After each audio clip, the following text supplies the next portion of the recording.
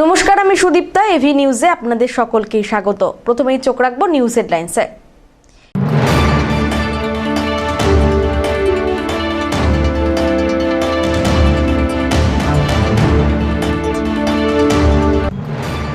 Teesta rail সেতু সংলগ্ন এলাকা থেকে মৃতদেহ উদ্ধার, চাঞ্চল্য জলপাইগুড়িতে।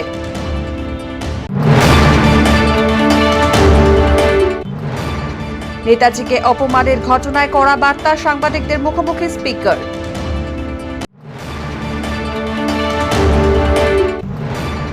তিরঙ্গা ও মন্ডলার মেলবন্ধনে মেঘার অন্যরকম দেশাত্মবোধের ছবি।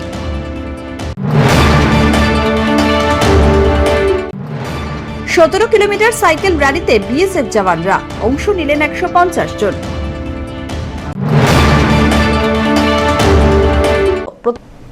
এবার আসছে বিস্তারিত সংবাদে। তিস্তা রেল সেতু সংলগ্ন এলাকা থেকে শুক্রবার সকালে এক যুবকের মৃতদেহ উদ্ধার ঘিরে চাঞ্চল্য ছড়ায় জলপাইগুড়িতে। স্থানীয় বাসিন্দারা গলায় গভীর ক্ষত চিহ্ন সহ যুবকের দেহ পড়ে থাকতে দেখেন। মৃত যুবক এলাকার বাসিন্দা নন বলে দাবি স্থানীয়দের। গলায় গভীর ক্ষত থাকায় প্রাথমিকভাবে খুনের সন্দেহ করছেন তারা। মৃতদেহের পাশ থেকে একটি মদের বোতল ও 3টি গ্লাস উদ্ধার করা হয়েছে।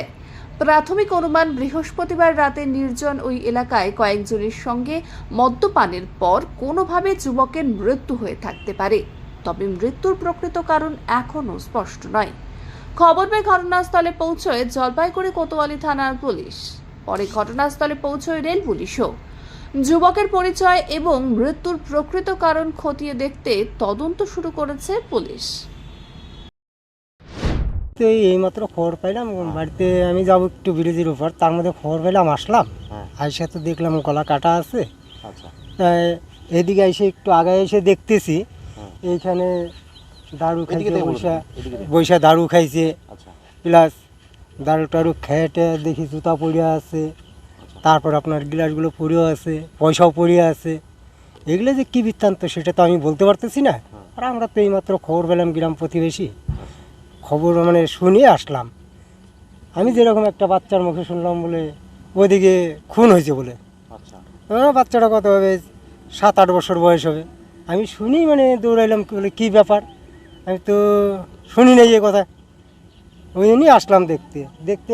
এইখানে এসে দেখি এইরকম অবস্থা। ঘুমের থেকে ওঠার পরে শুনলাম আমাদের এখানে একটা অজ্ঞাত ব্যক্তি মার্ডার হয়ে গেছে, সেটাই শুনতে পারলাম।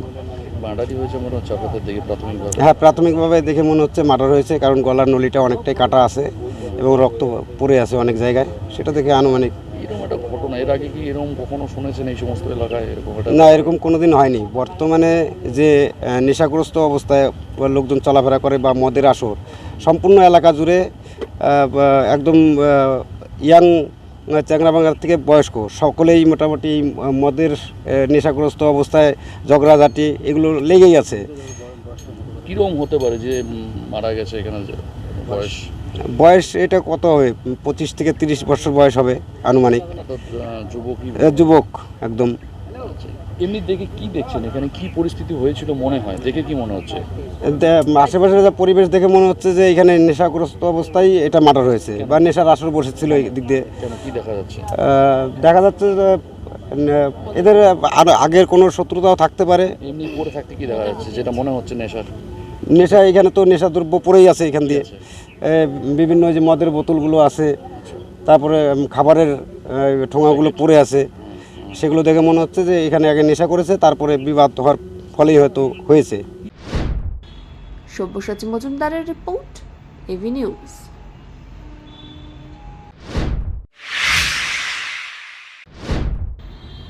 সারাদিনের টানা কর্মসূচি শেষে বৃহস্পতিবার রাতে শিলিগুড়ি সার্কিট হাউসে সাংবাদিকদের মুখোমুখি হলেন রাজ্য বিধানসভার স্পিকার রথীন্দ্র বোস। সকালে বাগডোগরা বিমানবন্দরে পৌঁছে শিলিগুড়ি শহর ও পাহাড়ের একাধিক কর্মসূচিতে যোগ দেন তিনি। কার্শিয়াংয়ে নেতাজি মিউজিয়াম পরিদর্শন সহ বিভিন্ন কর্মসূচি সেরে রাত 8টা নাগাদ সার্কিট হাউসে পৌঁছন স্পিকার। নেতাজি মিউজিয়াম পরিদর্শনের সময় সেখানে এসডিওর সঙ্গে মিউজিয়ামের উন্নয়ন নিয়েও আলোচনা করেন তিনি।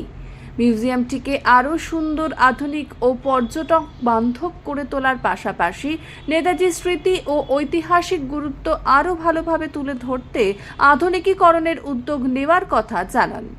সাংবাদিকদের মুখোমুখি হয়ে স্পিকার জানান, সকাল থেকে একাধিক কর্মসূচিতে যোগ দিয়েছেন। আগামীকাল শহরের তিরঙ্গা যাত্রা রয়েছে।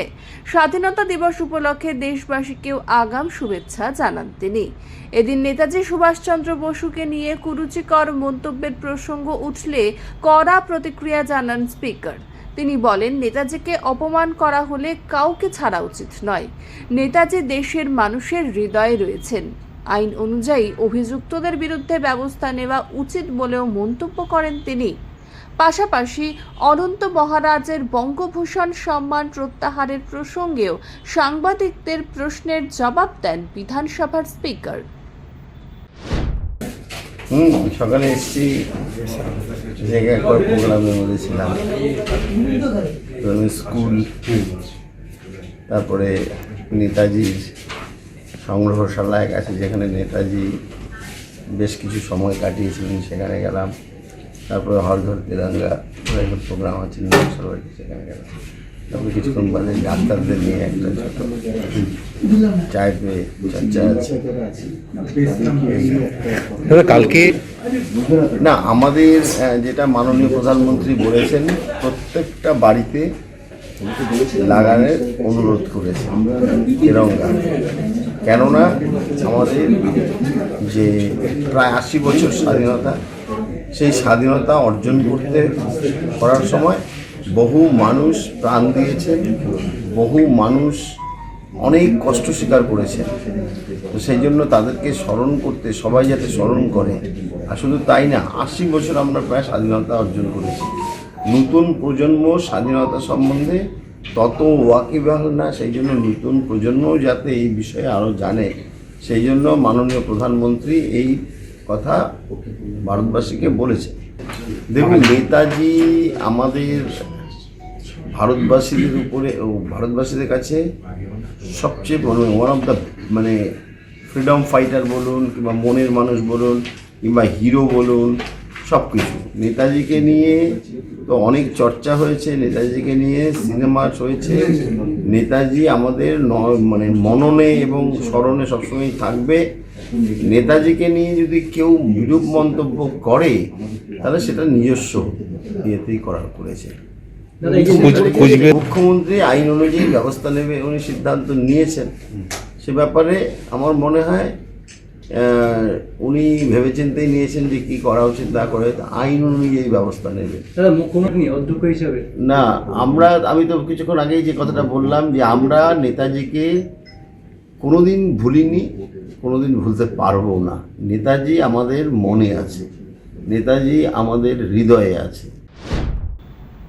অমিত বণিকের report, AB news.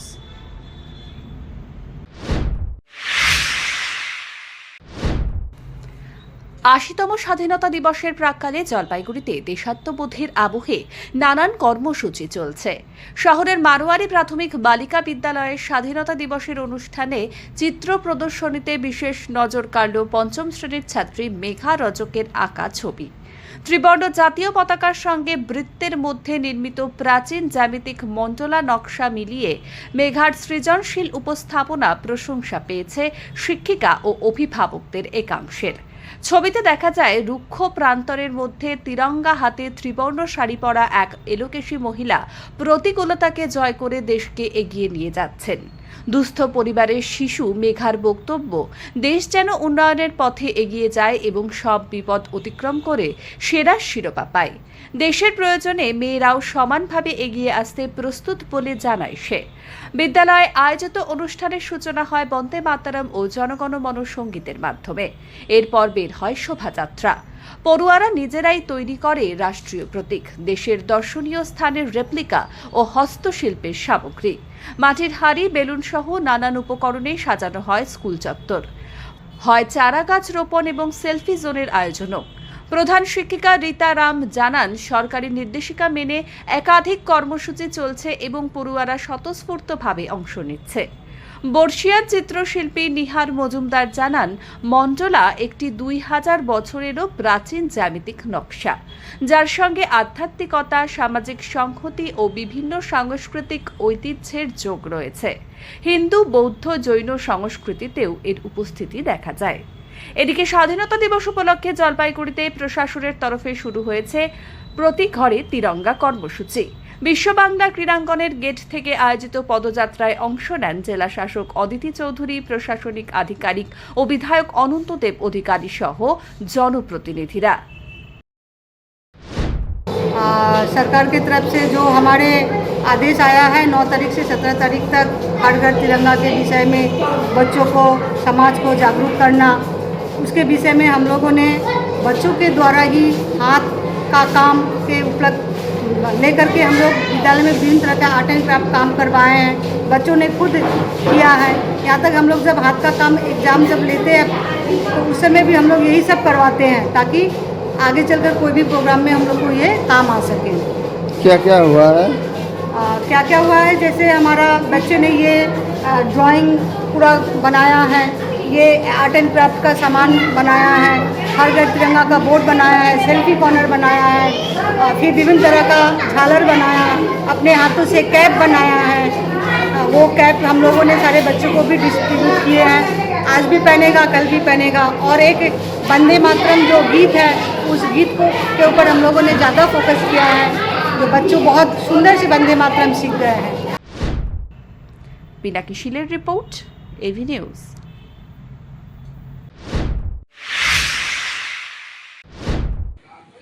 17 kilometre cycle র্যালিতে বিএসএফ জওয়ানরা অংশ নিলেন 150 জন। দেশ সেবা, শৃঙ্খলা, শারীরিক সক্ষমতার বার্তা সামনে রেখে রানীনগর থেকে অসম মোড় পর্যন্ত 17 কিলোমিটার সাইকেল র্যালির আয়োজন করলেন বিএসএফের জওয়ানরা। রানীনগরের বিএসএফ ক্যাম্পাস থেকে শুরু হওয়া এই র্যালি অসম মোড় পর্যন্ত যায়। সাইকেল র্যালিতে বিএসএফের 150 জন সদস্য অংশ নেন, যার মধ্যে ছিলেন 12 জন অফিসার, 38 জন এসও এবং 100 জন কর্মী। নির্দিষ্ট রুট ধরে সকলে সুশৃঙ্খলভাবে সাইকেল চালিয়ে র্যালিতে অংশ নিলেন। 17 কিলোমিটারের র্যালির মাধ্যমে বিএসএফের সদস্যদের মধ্যে শারীরিক সক্ষমতা, দলগত সংহতি, শৃঙ্খলা, কর্মস্পৃহা জোরদার করার বার্তা দেওয়া হয়। একই সঙ্গে শরীরচর্চা আর সুস্থ জীবনযাপনের গুরুত্ব কর্মসূচির মধ্যে দিয়ে ফুটে ওঠে। জওয়ানদের এই উদ্যোগ এলাকায় বিশেষ নজর কাড়ে। ইউনিফর্মে সাইকেল নিয়ে দীর্ঘ পথ পাড়ি দিয়ে সদস্যদের অংশগ্রহণ বাহিনীর সুসংগঠ কর্মপরিবেশ আর শারীরিক প্রস্তুতির প্রতিচ্ছবি তুলে ধরে। একই সঙ্গে ফিটনেস আর দেশবাসীর প্রতি অঙ্গীকারের এই প্রতীকী বার্তা অত্যন্ত তাৎপর্যপূর্ণ হিসাবেও সামনে এসেছে। পিনাকি শিলের রিপোর্ট।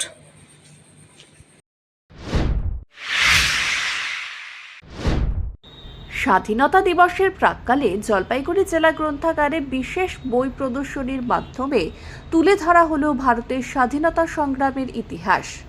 জেলা গ্রন্থাগারের উদ্যোগে আয়োজিত এই প্রদর্শনীতে সকাল থেকেই স্বাধীনতা সংগ্রাম ও স্বাধীনতা সংগ্রামীদের ইতিহাস সম্পর্কিত বহু প্রাচীন ও মূল্যবান বই প্রদর্শন করা হয়। প্রদর্শনী দেখতে উপস্থিত হন বিভিন্ন জেলা থেকে আগত শিক্ষক, শিক্ষিকা এবং ছাত্রছাত্রীরা। প্রাচীন বইগুলির পাতায় থাকা তথ্যের মাধ্যমে স্বাধীনতা সংগ্রামীর জীবন, সংগ্রাম ও দেশের স্বাধীনতা অর্জনের ইতিহাস সম্পর্কে জানার সুযোগ পান দর্শনার্থীরা।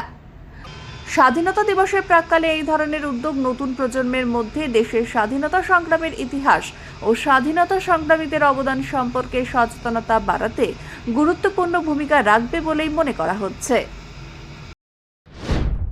আজকের মূলত যে প্রোগ্রামটা স্বাধীনতার যে ৮০তম বর্ষ, সেই উপলক্ষে আমাদের এই ডিস্ট্রিক্ট লাইব্রেরিতে আমরা একটা বুক এক্সিবিশন করছি এবং স্বাধীনতা সংগ্রামের ইতিহাসকে নিয়ে এই যে লড়াই, যে সংগ্রাম, সেই নিয়ে যে সকল বই, আমাদের বিভিন্ন মনীষীদের বই এবং আমাদের ন্যাশনাল ফ্ল্যাগ সেই সম্পর্কিত যে সকল বই আছে এবং যে সকল আমরা মিডিয়া কভারেজগুলো পেয়েছিলাম সেই সময় পেপারে যে সকল খবরগুলো দেওয়া হয়েছিল, সেইগুলো নিয়ে আজকে আমরা একটা বুক এক্সিবিশন করছি এবং জলপাইগুড়ির স্কুলগুলোকে আমন্ত্রণ করা হয়েছে, প্রশাসনের বিভিন্ন আধিকারিকদের এবং আমাদের যে গ্রন্থাগার কর্মীবৃন্দ সকলে মিলে আমরা এটা অনুষ্ঠানটা করছি। মূলত কী ধরনের বই রয়েছে উল্লেখযোগ্য? মূলত মানে স্বাধীনতা সংগ্রাম এর সাথে ইতিহাসের যে সকল বই, সেই সকল বইগুলো এখানে তুলে ধরা হয়েছে আর কি। এবং দেশভাগ থেকে শুরু করে বিভিন্ন রকমের মনীষী, যেমন আমাদের নেতাজি সুভাষচন্দ্র বোস থেকে শুরু করে মহাত্মা গান্ধী, এদের এবং স্বাধীনতা সংগ্রামের যে ইতিহাস সম্পর্কিত যত রকমের বই আছে, আমরা আজকে সেই ধরনের বইগুলোকেই মূলত এখানে রেখেছি। অমিত বণিকের রিপোর্ট, এভি নিউজ।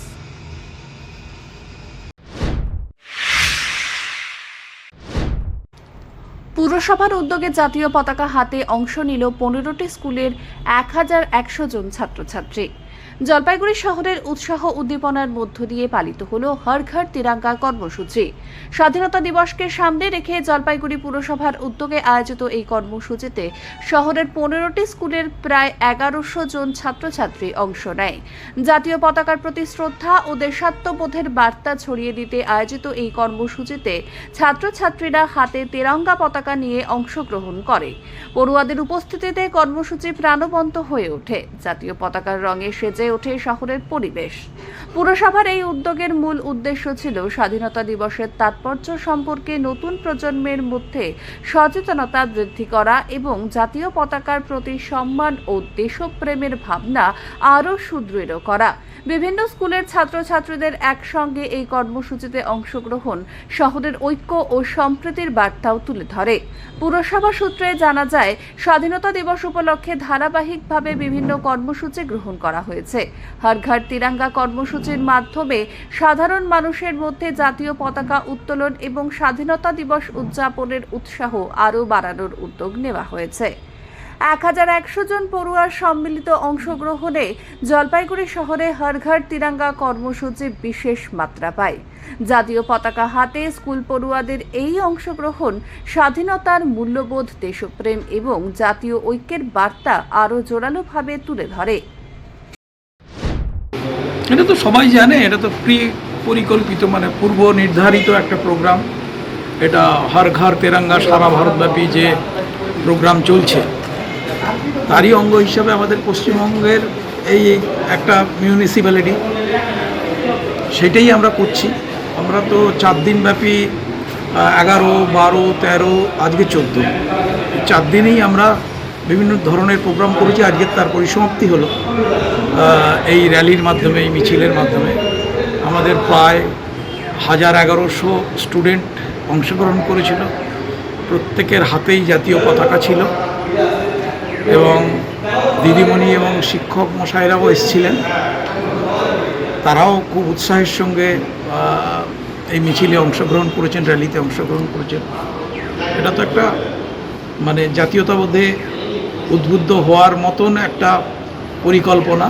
তার অঙ্গ হিসাবে আমরা জলপাইগুড়িবাসীকে, জলপাইগুড়ির বাচ্চা, স্টুডেন্ট বা অন্যান্য ছাত্রছাত্রীদের উদ্বুদ্ধ করার চেষ্টা করেছি জাতীয়তাবোধে এবং ভারতীয় জাতীয় পতাকার ঐতিহ্য সম্পর্কে তাদের যদি একটু সেন্সেশন বা একটু ধারণা বৃদ্ধি পায়, তাহলেই এই প্রয়াসের সার্থকতা। পিনাকি শিলের রিপোর্ট, এভি নিউজ।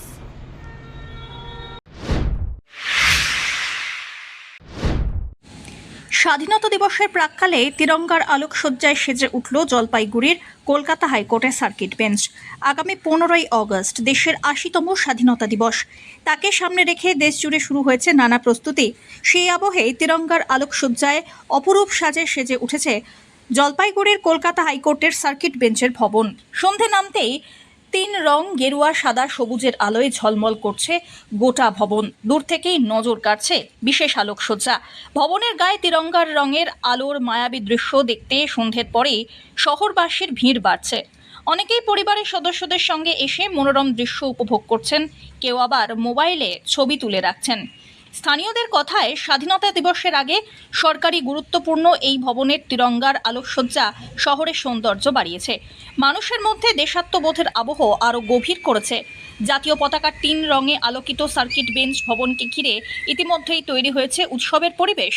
স্বাধীনতা দিবসের প্রাক্কালে জলপাইগুড়ির আকাশে বাতাসে যখন দেশপ্রেমের আবেগ, তখন শহরের অন্যতম গুরুত্বপূর্ণ এই ভবনের তিরঙ্গার সাজ সেই আবহকে আরও উজ্জ্বল করে তুলেছে। এখানে হাইকোর্ট দেখতে আসছি। হাইকোর্ট, হ্যাঁ হাইকোর্ট এখানে 15 আগস্টে যে লাইটিং দেশের পতাকা অনুযায়ী লাইট জ্বলবে, এই জন্য হাইকোর্ট দেখতে আসলাম। এসে কি দেখলেন? এসে দেখলাম, সেটাই দেখলাম, দেশের পতাকা অনুযায়ী লাইট জ্বলাইছে, লাইট জ্বলছে, লাইট জ্বলছে। কেমন লাগছে দেখতে? না, ভালো লাগতেছে। এমনি ভিড়ভাড়টা তো দেখলাম, প্রচুর মানুষ এসে। হ্যাঁ, প্রচুর মানুষ এসছে, সবাই ফটো তুলতেছে, দেখে যাচ্ছে, ফটো টটো তুলতেছে। ভিড় হয়েছে না? হ্যাঁ, পুরো ভিড় হয়েছে। কবে থেকে জ্বলছে? আজকে আমরা শুনলাম সবার কাছ থেকে, মুখের থেকে, তারপর আজকে দেখতে আসলাম, আজকে থেকে দেখলাম। হ্যাঁ, মানে এইখানে আর কি আমাদের নিজের শহরে যেহেতু এটা সুন্দর সাজিয়েছে, সার্কিট বেঞ্চ যেহেতু হাইকোর্ট, তো ওটাই আর কি দেখতে আসলাম। এত সুন্দর সাজানো হয়েছে 15 আগস্টের জন্য। কেমন হয়েছে? খুবই সুন্দর হয়েছে, মানে নিজের শহর বলে বলছি না, কিন্তু তাছাড়াও খুব সুন্দর আমাদের এত সুন্দর হাইকোর্টটা সাজানো হয়েছে 15 আগস্টের জন্য। আর যেহেতু এবার 80তম স্বাধীনতা দিবস, তো বেশ নিজেরও ভালো লাগছে আর গর্ববোধ হচ্ছে যে নিজের শহরে এত সুন্দর একটা হাইকোর্ট আছে, তো ভালোই লাগছে আমার। সামনেই 15 আগস্ট, হ্যাঁ একেবারে এই যে তিরঙ্গার রঙের মেতেছে, হ্যাঁ, মানে কি বলবে, ফিল কেমন হচ্ছে যদি একটু বলবেন? খুবই ভালো লাগছে নিজস্ব মানে শহরে যে এরকম হয়েছে, যেহেতু সামনেই 15 আগস্ট যেটা বললাম 80তম স্বাধীনতা দিবস, তো আমার নিজের বেশ গর্ববোধ হচ্ছে যে জলপাইগুড়ি জেলাতে আমি থাকি, এখানকারই ছেলে, আর নিজের শহরে এত সুন্দর কলকাতা মানে হাইকোর্ট যেহেতু আছে জলপাইগুড়িতে, তো ভালো লাগছে, এত সুন্দর সাজানো হয়েছে তিরঙ্গা রঙে আর কি। সব্যসাচী মজুমদারের রিপোর্ট।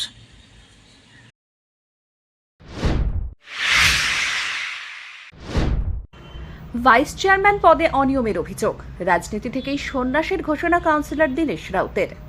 পদ থেকে পদত্যাগের পর এবার সক্রিয় রাজনীতি থেকেও সরে দাঁড়ানোর ঘোষণা করলেন জলপাইগুড়ি পুরসভার 10 নম্বর ওয়ার্ডের কাউন্সিলর দীনেশ রাউত। সম্প্রতি পুরসভার ভাইস চেয়ারম্যান পদে তার নিয়োগকে কেন্দ্র করে অনিয়মের অভিযোগ ওঠে। সেই অভিযোগের জেরে বিতর্কের কেন্দ্রে উঠে এসেছে পুরসভার অন্দরমহল, এমনকি অভিযোগের তীর রয়েছে পুরসভার চেয়ারম্যানের দিকেও। ঘটনার তদন্ত ইতিমধ্যেই শুরু করেছে পুলিশ। এই পরিস্থিতিতে নিজেকে বিতর্ক থেকে সরিয়ে রাখতে ভাইস চেয়ারম্যানের পদ থেকে পদত্যাগ করার সিদ্ধান্ত নেন দীনেশ রাউত। তবে শুধু পদ ছাড়াই নয়, তার রাজনৈতিক জীবনের ইতি টানারও সিদ্ধান্ত নিয়েছেন তিনি। দীনেশ রাউতের দাবি, দীর্ঘ প্রায় 12 বছরের রাজনৈতিক জীবনে তিনি নানান অভিজ্ঞতার মধ্য দিয়ে গেছেন। তার মতে রাজনীতি অনেকটা গোলক ধাঁধার মতো। সেই অভিজ্ঞতা থেকেই এবার সক্রিয় রাজনীতি থেকে সম্পূর্ণ সরে দাঁড়ানোর সিদ্ধান্ত নিয়েছেন তিনি। ভাইস চেয়ারম্যান পদে নিয়োগ নিয়ে ওঠা অভিযোগ এবং তা ঘিরে তদন্তের আবহে দীনেশের এই সিদ্ধান্ত স্বাভাবিকভাবেই রাজনৈতিক মহলে আলোচনার জন্ম দিয়েছে। যদিও তদন্তের ফলাফল এখনো সামনে আসেনি, তার আগেই পদত্যাগ এবং রাজনীতি থেকে সন্ন্যাসের ঘোষণা পরিস্থিতিকে আরও তাৎপর্যপূর্ণ করে তুলেছে। দীর্ঘ রাজনৈতিক পথ চলার শেষে বিতর্কের মধ্যেই পদ ও রাজনীতি দুই থেকেই নিজেকে সরিয়ে নিলেন 10 নম্বর ওয়ার্ডের এই কাউন্সিলর। এখন পুলিশের তদন্তে অভিযোগের প্রকৃত সত্য কিভাবে সামনে আসে সেদিকেই নজর জলপাইগুড়ির রাজনৈতিক মহলের। মূল অভিযোগ হচ্ছে এক, যে জলপাইগুড়ি মিউনিসিপ্যালিটির চেয়ারম্যান বর্তমানে যাকে ভাইস চেয়ারম্যান হিসেবে অ্যাপয়েন্টমেন্ট দিয়েছে এবং যাকে অপসারণ করেছে সেটা ব্যাকডেট মেমো দিয়েছে, তথ্য জালিয়াতি করেছে। যেই তারিখে উনি এই কাজগুলি করেছেন তার আগের তারিখ ব্যবহার করে উনি এই মেমোগুলি ইস্যু করেছেন, যেটা সম্পূর্ণভাবে বেআইনি। এটা করা যায় না। আমার মনে হয় অনাস্থা প্রক্রিয়া থেকে বাঁচার জন্য উনি এই কাজটা করেছেন। সেটা আমি মহকুমা শাসককে লিখিতভাবে জানিয়েছি যে আমার কাছে একদম তথ্যভিত্তিক ইনপুট রয়েছে, আপনি এটা ইনকোয়ারি করে দেখুন এবং এই বিষয়ে প্রয়োজনীয় পদক্ষেপ নিন। এই আমি যে ভাইস চেয়ারম্যান ছিলাম, এটার জন্য একটা এফআইআর হয়েছে। এই আইনি প্রক্রিয়ার মধ্যে আমি যেগুলো যেতে চাচ্ছি না। আমি রাজনীতিতে আসছিলাম, আমি রাজনীতি করছি 10-12 বছর। কোভিডের 2 বছর ছিলাম, ওইদিকে 2015 থেকে 20 অব্দি কাউন্সিলর ছিলাম 8 নম্বর ওয়ার্ডের জন্য। 2022 থেকে 2027 অব্দি এখানে হবো 10 নম্বর ওয়ার্ডে কাউন্সিলর আপাতত আছে। এই রাজনীতিতে খুব দেখলাম যে ঠিকঠাক না, এই রাজনীতিতে ছিলাম, কিন্তু আর জীবন রাজনীতি করবো না। আমি বুঝে গেছি এই রাজনীতি কি জিনিস, খুব বাজে জিনিস রাজনীতি। এই রাজনীতি আর জীবনে করবো না। দাদাও তো একসময় মমতা বন্দ্যোপাধ্যায়ের পক্ষে ছিল, আমি মমতা বন্দ্যোপাধ্যায়ের পক্ষেই আছি, মমতা বন্দ্যোপাধ্যায়ের সাথেই আছে। এখন বলতে পারছি না, আমরা সব একসাথে আছি। এই রাজনীতি ঠিকঠাক, আর আমি রাজনীতি করবো না, ব্যাস। আর কিছু বলতে চাচ্ছি না, রাজনীতি করবো না। আমি আর বুঝে গেছি রাজনীতিটা কি জিনিস। আমার শান্তিপ্রিয় লোক, আমি যা বুঝতে পারলাম যে আমাদের মতো লোক রাজনীতি করতে পারবে না।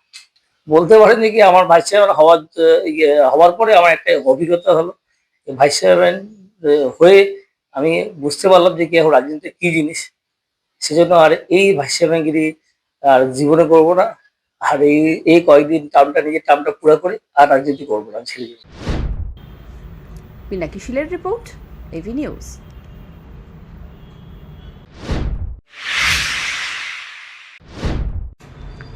জলপাইগুড়ির 11 নম্বর ওয়ার্ডে প্রথম বিজেপির দলীয় কার্যালয়, নাগরিক পরিষেবা কেন্দ্র চালুর দাবি। জলপাইগুড়ি পুরসভার 11 নম্বর ওয়ার্ডে এই প্রথম বিজেপির দলীয় কার্যালয়ের উদ্বোধন হলো শুক্রবার। দলের নেতা কর্মীদের উপস্থিতিতে বিজেপি নেতা ধীরাজ মোহন রায় ফিতে কেটে কার্যালয়ের উদ্বোধন করেন। উল্লেখ্য, দীর্ঘদিন ধরে এই ওয়ার্ডে পুরপ্রধান সৈকত চট্টোপাধ্যায়ের প্রভাব ছিল। 11 নম্বর ওয়ার্ডের প্রাক্তন পুর প্রতিনিধি ছিলেন সৈকত চট্টোপাধ্যায়। 2022 সালে তার ঘনিষ্ঠ হিসেবে পরিচিত মানসী বিশ্বাস পুর প্রতিনিধি নির্বাচিত হন। পুরসভায় অনাস্থা প্রক্রিয়ার পর 11 নম্বর ওয়ার্ডের পুর প্রতিনিধির পদ থেকে ইস্তফা দেন মানসী বিশ্বাস। বিজেপির দাবি, বিধানসভা নির্বাচনের আগে এই ওয়ার্ডে দলীয় কার্যালয় খোলা সম্ভব হয়নি। তবে বিধানসভা ভোটে 11 নম্বর ওয়ার্ডে বিজেপি এগিয়ে থাকায় দলের নেতা কর্মীদের মধ্যে উৎসাহ বেড়েছে। রাজ্যে পালাবদলের পর ওয়ার্ডে বিজেপির সংগঠন আরও শক্তিশালী হয়েছে বলেই দাবি দলীয় নেতৃত্বের। এদিকে ওয়ার্ডের পুর প্রতিনিধি ইস্তফা দেওয়ায় নাগরিক পরিষেবা যাতে ব্যাহত না হয় সেই লক্ষ্যেই দলীয় উদ্যোগে একটি নাগরিক পরিষেবা কেন্দ্র চালু করা হয়েছে বলে বিজেপির দাবি। বিজেপি যুব মোর্চার জেলা সভাপতি পলেন ঘোষ বলেন, এখন থেকে ওয়ার্ডের নাগরিকদের বিভিন্ন পরিষেবা এখান থেকেই দেওয়া হবে। এদিনের অনুষ্ঠানে উপস্থিত ছিলেন বিজেপির সহ সভাপতি বুবাই কর, মণ্ডল 2-এর ভাইস প্রেসিডেন্ট মানস ভট্টাচার্য, বিজেপি মহিলা মোর্চার সভাপতি পৌলবী বোস, মণ্ডল 2-এর সভাপতি অঙ্কিতা ছেত্রী, শক্তি কেন্দ্র প্রধান কাজল শীল, আহ্বায়ক অলিক দত্ত সহ অন্যান্য নেতাকর্মীরা। দেখুন, আপনারা জানেন যে ভারতীয় জনতা পার্টির সরকার, সুশাসন সরকার পশ্চিমবঙ্গে গঠন হয়েছে। বিগত দিনে অনেকবার চেষ্টা করেও জলপাইগুড়ি 11 নম্বর ওয়ার্ডে আমরা আমাদের দলীয় কার্যালয় উদ্বোধন বা আমরা তৈরি করতে পারিনি, আমরা সেটা শুরু করতে পারিনি। ভারতীয় জনতা পার্টির সরকার পশ্চিমবঙ্গে এসছে, ভয় আউট ভরসাহীনের সরকার এসছে, সেখানে দাঁড়িয়ে 11 নম্বর ওয়ার্ডে আজকে দলীয় কার্যালয় উদ্বোধন করা হলো ভারতীয় জনতা পার্টির পক্ষ থেকে। এবং 11 নম্বর ওয়ার্ডের যে কাউন্সিলর উনি পদত্যাগ করেছেন সেটাও আপনারা জানেন। তো সেই ক্ষেত্রে 11 নম্বর ওয়ার্ডের বাসিন্দাদের যেন কোনো রকম অসুবিধা না হয় তার জন্য ভারতীয় জনতা পার্টির কার্যালয় তথা নাগরিক পরিষেবা কেন্দ্র এখানে তৈরি করা হলো, যাতে 11 নম্বর ওয়ার্ডের মানুষের বেশি ভোগান্তিতে পড়তে না হয় সেই ব্যবস্থা আমরা এখান থেকে। সব্যসাচী মজুমদারের রিপোর্ট, এভি নিউজ।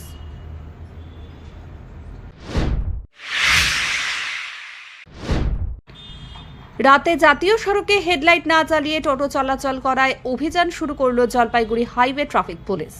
গোশালা মোড় এলাকায় এমন বেশ কয়েকটি টোটোকে এদিন ফিরিয়ে দেওয়া হয়, পাশাপাশি চালকদের সচেতনও করা হয়েছে। ট্রাফিক পুলিশের অভিযোগ, বারবার সতর্ক করা সত্ত্বেও এক শ্রেণীর টোটো চালক হেডলাইট ছাড়াই যাত্রী নিয়ে রাতে চলাচল করছেন। এতে উল্টো দিক থেকে আসা যানবাহনের চালকদের টোটো দেখতে অসুবিধে হওয়ায় দুর্ঘটনার আশঙ্কা বাড়ছে। ট্রাফিক পুলিশের পক্ষ থেকে জানানো হয়েছে, আগামীতেও এই অভিযান জারি থাকবে। লাইট নাই, ওদের কোনো রকম লাইট টাইট না জ্বালা চলে যাচ্ছে। কোথায় করছে এটা গোশালা মোড়ে আমাদের। কি বলবেন, এভাবে লাইট না কি জ্বালিয়ে? বলবো, এটা আপনারা বলে দিবেন। কি সমস্যা হচ্ছে? এরা সমস্যা লাইট ছাড়া যাচ্ছে, কারা করছে? টোটোওয়ালারাই করছে, বারবার বলা সত্ত্বেও হচ্ছে না। যাত্রী নিয়ে কি যাচ্ছে? হ্যাঁ, যাত্রী নিয়ে যাচ্ছে। কি করবেন এখন, কি বলছেন? আপনারা বলে দেন কি করবো, এই লাইট ছাড়া যাচ্ছে বলে দেন। আপনারা বলেন, আপনারা বলেন, লিখেন যে লাইট ছাড়া কেন যাচ্ছে, আপনারাও বলে দিবেন। সব্যসাচী মজুমদারের report, AV news.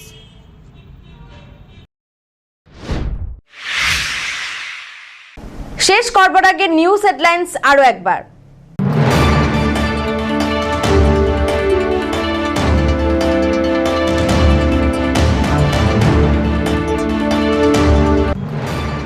Teesta rail সেতু সংলগ্ন এলাকা থেকে মৃতদেহ উদ্ধার, চাঞ্চল্য জলপাইগুড়িতে।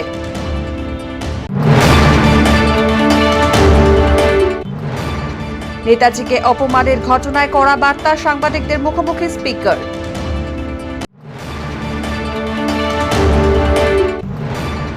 তিরঙ্গা ও মন্ডলার মেলবন্ধনে মেঘার অন্যরকম দেশাত্মবোধের ছবি।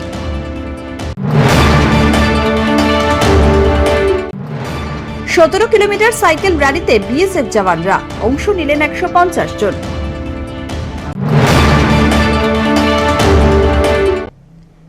এখনকার মতন এভি নিউজ এ পর্যন্তই। পরবর্তীতে আসছি আরো সংবাদ নিয়ে। দেখতে থাকুন আমার ভিশন। নমস্কার।